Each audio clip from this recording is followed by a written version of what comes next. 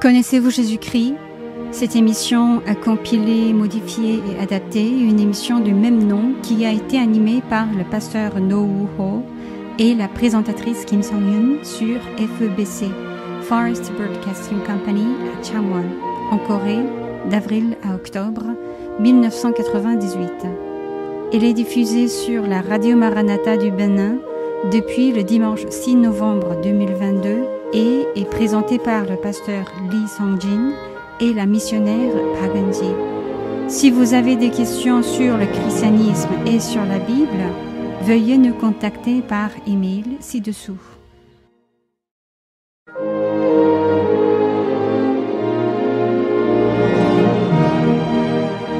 Connaissez-vous Jésus-Christ? Cette émission livre la vérité de la Bible à ceux qui n'ont pas la foi chrétienne, à ceux qui sont nouveaux à l'Église ou à ceux qui veulent connaître les vérités fondamentales du christianisme. Cette émission est menée par Sang-jin Lee, pasteur de l'Église coréenne et missionnaire de CCMF, Communauté coréenne des missions pour la francophonie au Bénin. Et je suis Eun-ji Park, missionnaire de PCKWM, Mission mondiale de l'Église presbytérienne de Corée et de CCMF au Bénin.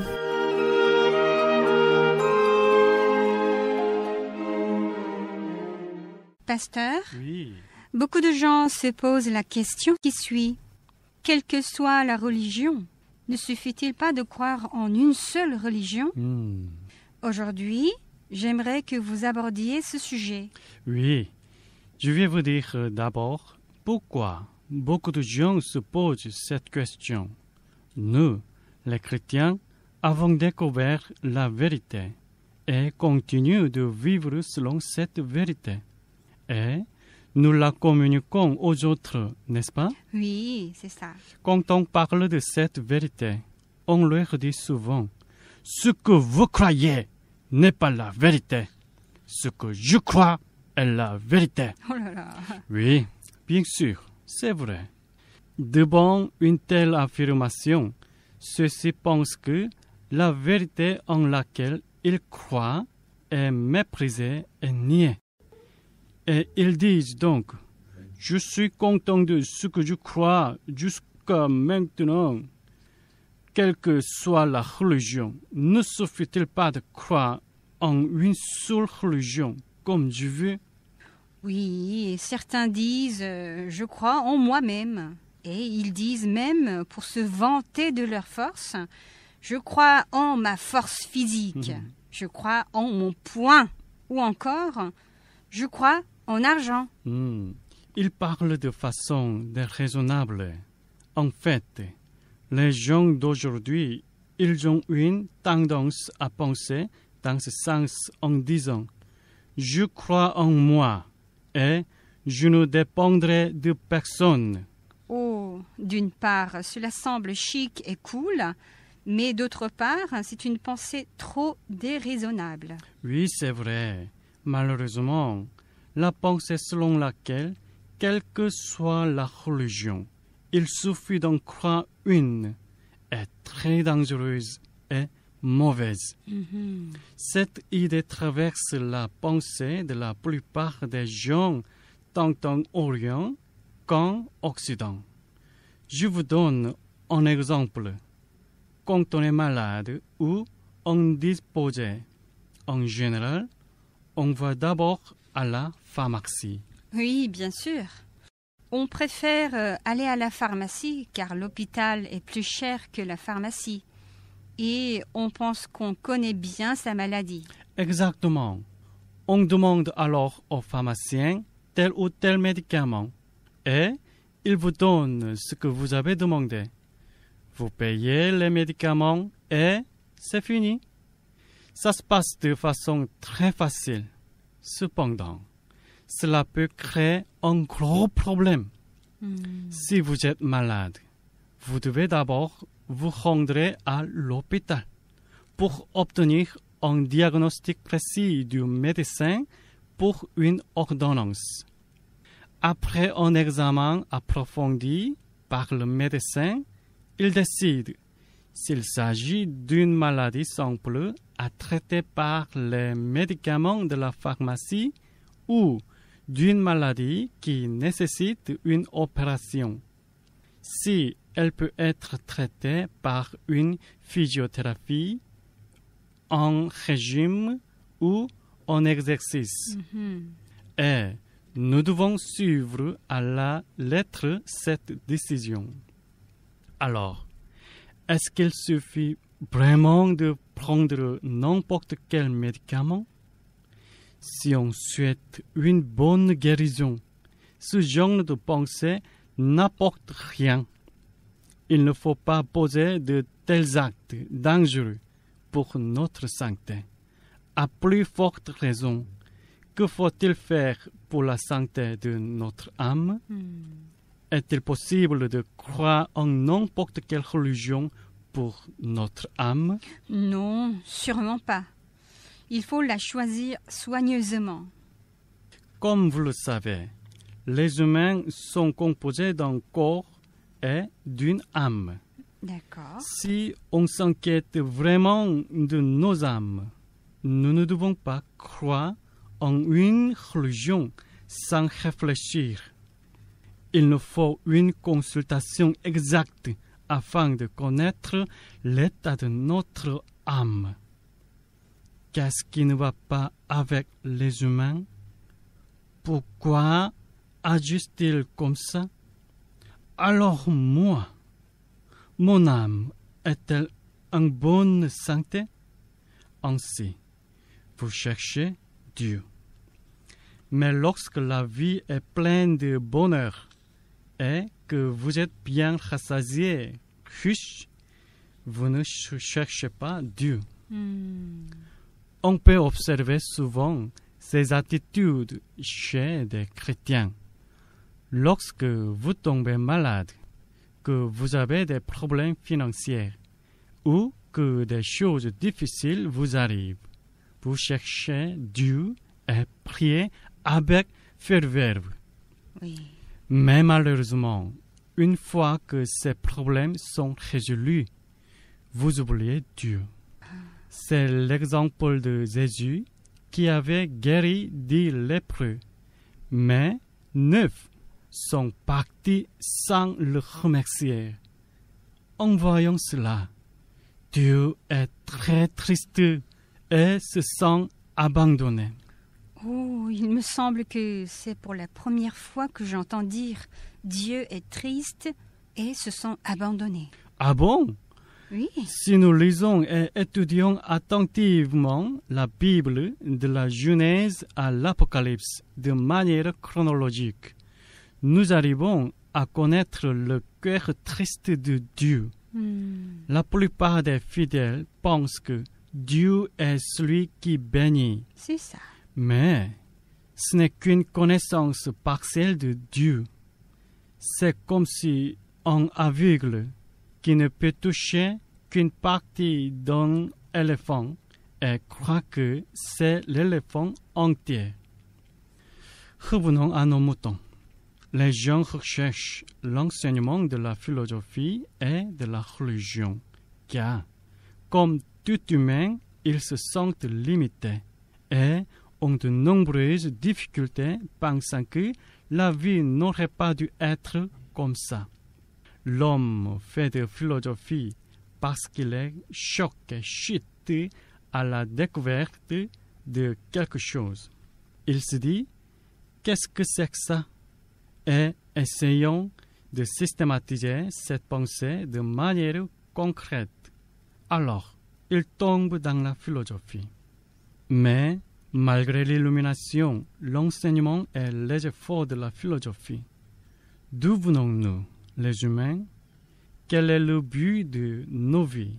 Et pourquoi sommes-nous censés vivre? Et tout le monde, sans exception, traverse le fleuve de la mort et disparaît lentement de ce monde, un par un. Qu'y-a-t-il au-delà de la mort? Et que se passe-t-il après la mort? Toutes ces questions ne trouvent pas de réponse. Même la science ou les études humaines ne peuvent pas donner une réponse à ces questions. Les gens pensent que la science leur donnera une réponse intéressante, mais peu importe à quel point la science est avancée, elle ne peut pas produire une seule graine qui puisse germer, faire pousser une tige et éventuellement devenir un arbre et porter de fruits. Au mieux, vous ne pouvez que le dupliquer. Ainsi, la science n'apporte pas de réponse sur le commencement et l'origine de la vie, mais tout au plus, elle présente une évolution absurde. Si l'évolution est vraie, alors son contenu ou ses preuves ne devraient pas changer. La vérité ne change pas avec le temps. Comme l'évolution est un mensonge, cela crée un autre mot pour justifier le mensonge et cela change encore et encore. Ce serait bien si quelqu'un pouvait nous parler clairement de la mort et de l'après-mort, mais les morts ne disaient rien. De plus, nous voyons le mal dans le monde. Nous voyons toutes sortes de paroles vicieuses et de mauvais actes. Pourquoi les humains font-ils du mal? Mais enfin, d'où vient le mal? Il y a point de mal chez un nouveau-né. Alors, pourquoi devient-il si mauvais? Quelle est l'image d'origine de l'homme? Ni la science, ni la philosophie ne peuvent répondre à cette question. Certains regardent les actes de plusieurs religions et pensent d'après ces actes, il me semble qu'il y a un Dieu et un monde sublime. Y a-t-il un monde mystérieux et invisible? Ainsi, ils essaient de trouver la réponse dans la religion. Il existe des milliers de médicaments dans ce monde et parmi eux, il y a un médicament appelé drogue. Ah oui, drogue, c'est très dangereux. Alors, il ne faut ni le regarder, ni s'en approcher. Exactement. Bien que la prononciation soit différente en Corée, en Chine et au Japon, la drogue est écrite avec les mêmes lettres, ce qui signifie le médicament développé par le diable, la drogue démoniaque. Autrement dit, c'est une drogue démoniaque qui corrompt ou détruit les humains. Malheureusement, il existe une religion comme une drogue, une religion démoniaque. C'est-à-dire, on trouve des religions démoniaques conçues pour détruire les humains.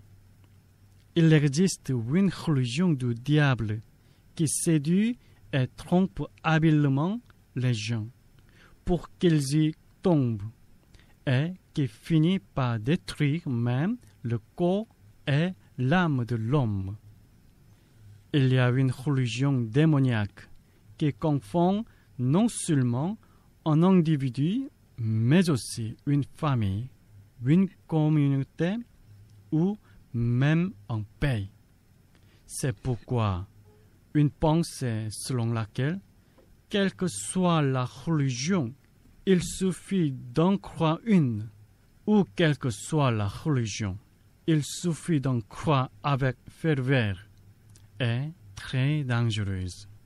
Si parmi les auditeurs de cette émission, il y a des gens qui ont de telles pensées, je pense qu'il faut renoncer à cela tout de suite. Évidemment, si on utilise un appareil ou une machine électrique, par exemple, l'équipement de diffusion complexe que nous avons ici, et qu'il tombe en panne ou présente un défaut fatal. Peut-on demander à n'importe qui de le réparer? Non, ce n'est pas possible. Ces stations a-t-elle un service technique, n'est-ce pas? Oui, elle en a. Comme ils ont une expertise dans ces équipements et installations, vous pouvez compter sur eux en cas de panne. Mais si une panne plus difficile ou un défaut plus grave arrive, qu'est-ce qu'on doit faire? Eh bien, on jette les équipements défectueux, puis on en achète de nouveaux peut-être? Ah, si on fait comme ça, la station de la radio aura un gros problème financier. Donc, ça ne doit pas être le cas. S'il y a des pannes et des défauts graves que même le personnel technique ne peut pas réparer, il faut aller à l'usine qui a fabriqué la machine. Vous devez aller là où la machine a été conçue et construite afin de résoudre le problème. Il y a beaucoup de religions dans ce monde. Certaines religions existent depuis longtemps et d'autres sont nouvelles. On ne sait pas, mais il peut y avoir une religion que quelqu'un a créée quelque part dans le monde. Il y a des hérésies et des pseudo-religions déguisées en anges de lumière pour tromper les gens. Comme il y a tellement de religions, il y en a peut-être certaines que nous ne comprenons pas complètement. Dans cette situation, il ne faut pas dire que vous pouvez croire en n'importe quelle religion. Nous devons examiner attentivement quelle religion est la vraie religion. Je vous conseille d'examiner si cette religion a une vérité universelle, une éthique absolue qui doit être pratiquée et une historicité. Lorsqu'une de nos machines tombe en panne, nous nous efforçons de trouver un spécialiste et je me rends compte à quel point il est imprudent et dangereux de croire en n'importe quelle religion car la religion est liée à notre vie. Le choix de la religion est donc si important car il inclut non seulement notre corps, mais aussi notre esprit et notre âme. Concernant la partie mentale, on peut apprendre plus ou moins l'éthique et la morale dans le cadre de l'école et dans la vie sociale. Et on peut aussi apprendre la partie connaissance par l'étude. Bien sûr, à travers les écritures de la vérité, nous pouvons apprendre l'éthique et la morale que nous devons pratiquer en tant qu'êtres humains. Mais les questions spirituelles sont différentes. Les problèmes spirituels peuvent être résolus quand vous allez à l'église.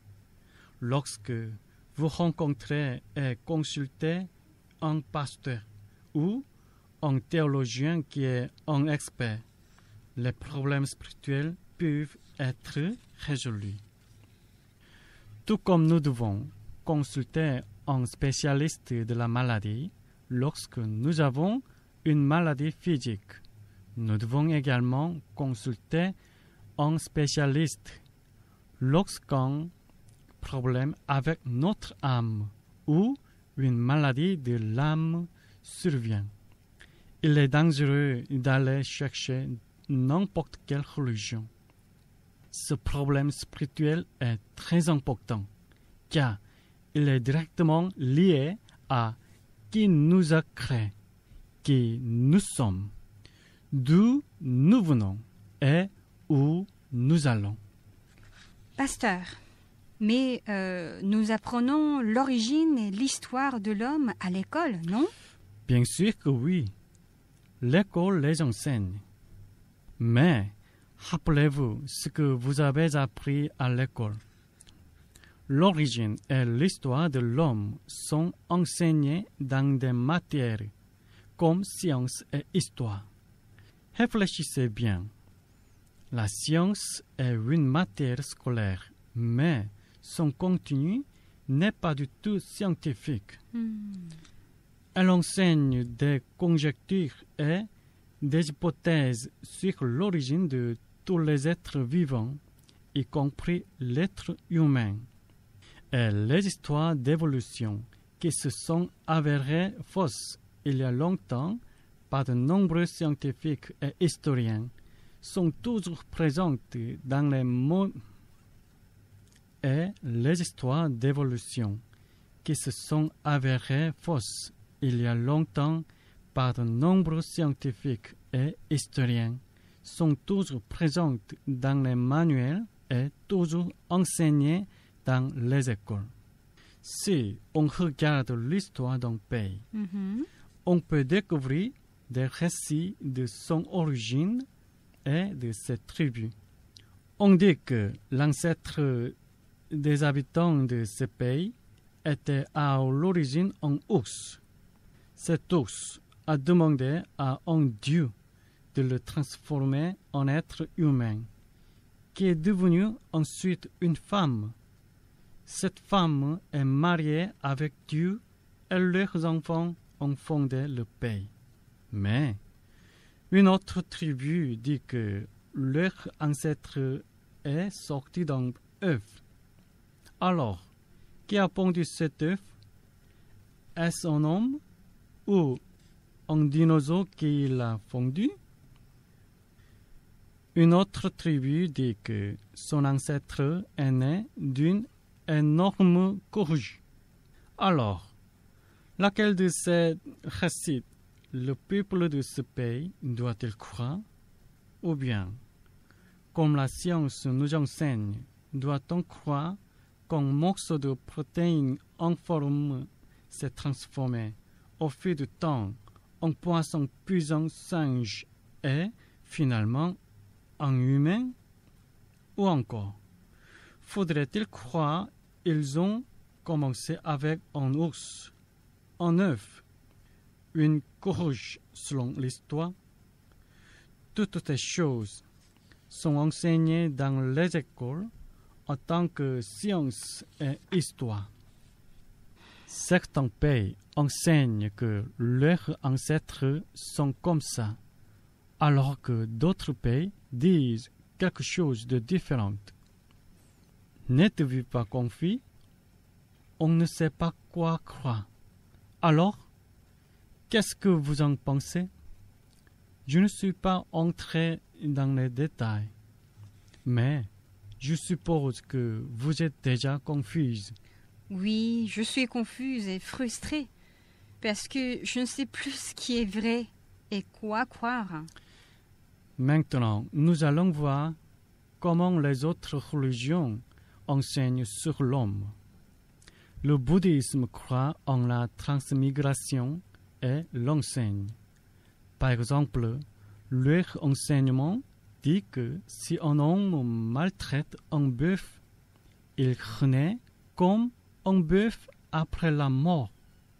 Alors, ça veut dire que tous les paysans qui travaillent avec des bœufs naissent plus tard bœufs, et ceux qui intimident et mangent des chiens naissent plus tard chiens. Donc, si je veux renaître comme humain, je n'ai qu'à intimider les humains. Si un chien meurt en mordant et en harcelant une personne, ce chien renaîtra-t-il comme un homme plus tard? Un lion mange de nombreux animaux, mais en quoi le lion renaîtra-t-il? Réfléchissons à l'homme, aux chiens et aux bœufs qui sont nés de nouveau. Si on remonte dans le temps, à partir de quoi ces êtres ont-ils vraiment commencé et continuent à se réincarner et à devenir des humains, des chiens et des bœufs? De plus, le bouddhisme dit que ce type de réincarnation n'est possible qu'après d'innombrables heures et années qui ne peuvent être calculées par l'homme. Enfin, cela ne donne aucune réponse et on s'ennuie de plus en plus. Je vous ai parlé la fois dernière d'une religion qui vénère les extraterrestres disant qu'ils sont les ancêtres de l'humanité. Oui. Alors, quel est le commencement des extraterrestres qui ont créé l'homme? Si nous réfléchissons un peu plus attentivement et raisonnablement, nous constatons que nul d'entre eux, ces religions, n'a de réponse et regorge d'histoires compliquées et frustrantes. Mais, quand vous lisez la Bible, vous pouvez découvrir quel était le commencement de tout. Au commencement, Dieu créa les cieux et la terre. Genèse chapitre 1, verset 1. Après ce verset, tout l'univers créé par Dieu apparaît l'un après l'autre. De plus, on peut connaître le commencement de l'homme. La Bible nous montre non seulement l'origine de l'homme, mais aussi celui du mal. La Bible montre également la fin de l'être humain et du mal. Surtout, on peut connaître qui est le Dieu qui a commencé toutes choses, qui guide et conclut toutes ces choses. Alors, pasteur, nous les humains, nous trouvons à un carrefour de choix chaque jour, à chaque instant. Oui, c'est vrai. Il y a un dicton qui dit que le choix du moment détermine toute la vie. Je ne peux pas imaginer combien il est important de choisir une religion qui détermine la vie éternelle. Si on achète la mauvaise paire de chaussettes au marché, c'est inconfortable pendant quelque temps. Mais si on choisit une mauvaise religion, cela est très grave, car ce n'est plus un instant, c'est au-delà de la mort et ça va sceller la destinée éternelle. Je pense qu'il est vraiment utile pour nous de discerner et de choisir la vérité de façon attentive. Nous avons examiné ensemble le thème selon lequel, quelle que soit la religion, ne suffit-il pas de croire en une seule religion? Connaissez-vous Jésus-Christ? C'était Sang-Jin Lee, pasteur de l'Église coréenne et de la communauté coréenne des missions pour la francophonie. Merci, pasteur. Merci.